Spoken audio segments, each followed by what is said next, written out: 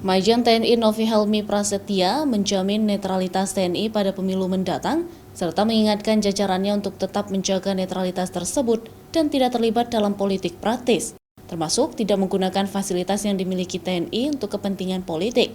Sementara Pangdam menegaskan, komitmen Kodam Iskandar Muda dalam menjaga stabilitas keamanan dan politik, terutama jelang tahun politik 2024.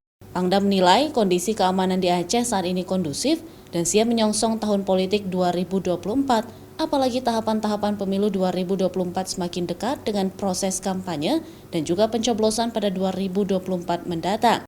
Netralitas TNI tetap akan menjadi pedoman bagi kita, dan tentunya harapan saya selaku Pangdam Iskandar Muda di tahun-tahun politik ini wilayah Aceh tetap terjaga kondusivitas, keamanan, dan saling menghormati dan menghargai satu sama lain.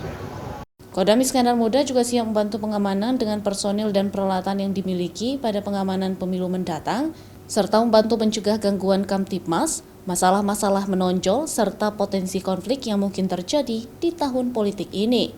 Masyarakat Aceh juga diharap menjaga stabilitas daerah agar pesta demokrasi nanti tidak ada gejolak yang dapat mengancam kebutuhan bangsa.